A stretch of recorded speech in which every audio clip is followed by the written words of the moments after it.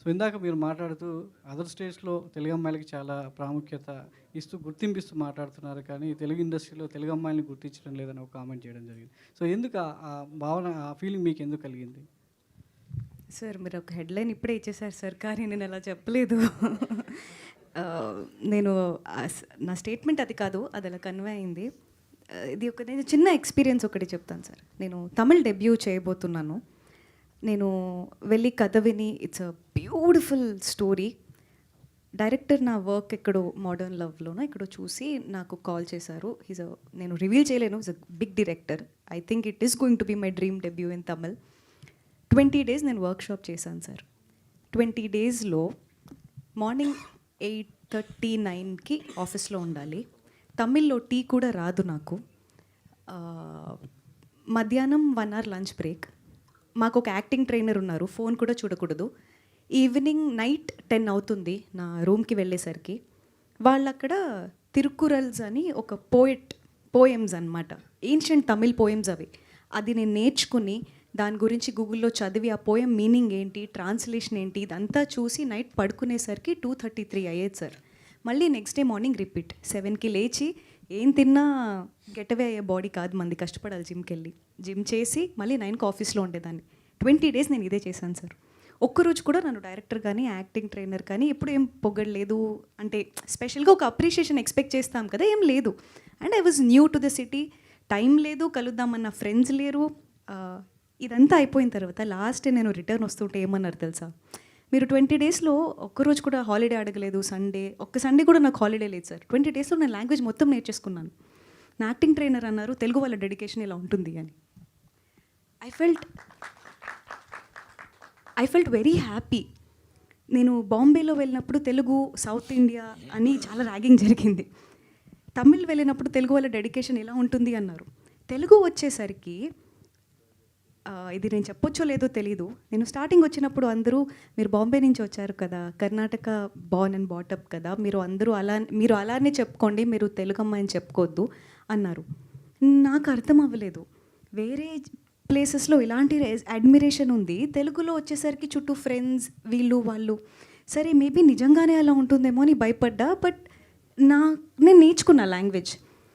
Loser, modern love, Venkatesh మహా, hit 2, Sasivadane, నేను చేసే తమిళ్ ఫిలిం, ఇంకొక 2-3 ఫిల్మ్స్ అప్లైన్ ఉన్నాయి. ప్రతి సినిమా నాకు నేను తెలుగు అమ్మాయినే వచ్చింది సార్. నాకు అర్థం కానిది ఏంటంటే ఏదో సక్సెస్ అవ్వాలని అమ్మ పేరు మార్చుకోలేము కదా. I'm proud Telugu girl, I will be that ఎక్కడికి వెళ్ళినా. బట్ ఫన్ ఏంటంటే సార్, నేను ఇండస్ట్రీలో అది చూడలేదు. తెలుగు అమ్మాయిని నాకు ఎవరు ఆపర్చునిటీ ఇవ్వకుండా లేరు. అది ఎక్కడి నుంచి జనరేట్ అవుతుందో నాకు తెలీదు. బట్ జనరేట్ అవ్వకుండా ఉంటే బాగుంటుంది అనిపిస్తుంది. బికాస్ డైరెక్టర్స్కి తెలుగు అమ్మాయిలు కావాలి, ప్రొడ్యూసర్స్కి తెలుగు అమ్మాయిలు కావాలి. Because it becomes a convenient. But ఇది ఎవరు చెప్తున్నారు తెలుగు అమ్మాయిలకి ఆపర్చునిటీస్ ఇవ్వట్లేదు అని, అది నాకు తెలియదు సార్. అది చెప్పకుండా ఉంటే బాగుంటుంది. ఇండస్ట్రీలో అయితే అలా లేదు. సో మీరు ఎక్కడికి వెళ్ళినా తెలుగు అమ్మాయిలానే ఉండండి, అచ్చతైన తెలుగు సినిమాలు చేయండి. సో తెలుగు ప్రేక్షకులకు చాలా దగ్గరగా ఉంటే సో మీ భవిష్యత్తు చాలా చక్కగా ఉంటుంది. All the best. Good luck.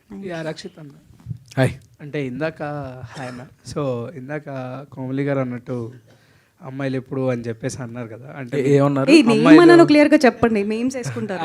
అది కాదు, అంటే అమ్మాయిలు ఎప్పుడు మోసం చేయరు అని చెప్పేసి అన్నారు కదా. అమ్మాయిలు ఎప్పుడు మోసం చేయరు అని అనలేదు, చేస్తారని ఆవిడకి కూడా తెలుసు. ఓకే, సో నేను అనేది అబ్బాయిలు కూడా మోసం చేస్తారండి, కానీ పాటలు అన్నీ మాత్రం అమ్మాయిలకే రాస్తారు పాపం, ఎందుకు అన్నాను. అదే ఆ స్టేట్మెంట్తోనే మీ లాస్ట్ లుక్ చూస్తుంటే ఆ ప్రేమ కోసం పిచ్చోడైపోయే టైప్లో కనిపిస్తున్నారు. ఏంటి చెప్పేమంటారు? వద్దు.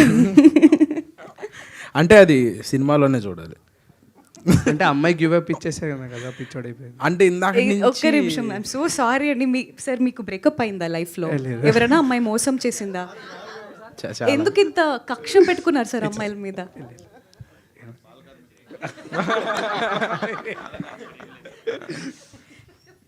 అన్న ఇంకొక క్వశ్చన్, డైరెక్టర్ గారు దీనికి ఆన్సర్ వద్దా? చెప్ప. అంటే అమ్మాయి అబ్బాయి చాలా శశిరాఘవ చాలా ప్రేమించుకున్నారు.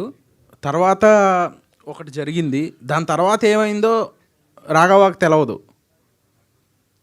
సో అందుకని అలా అయిపోయాడు. అలా అయిపోయాడు. ఓకే ఆయన చెప్పేసి సరే, ఇందాక డైరెక్టర్ గారు హీరోయిన్ గారిని ఆ కళ్ళు అని చెప్పేసి అన్నప్పుడు మీరు ఒక ఎక్స్ప్రెషన్ ఇచ్చారు. అవునా? నాకు ఏదో గుర్తొచ్చింది.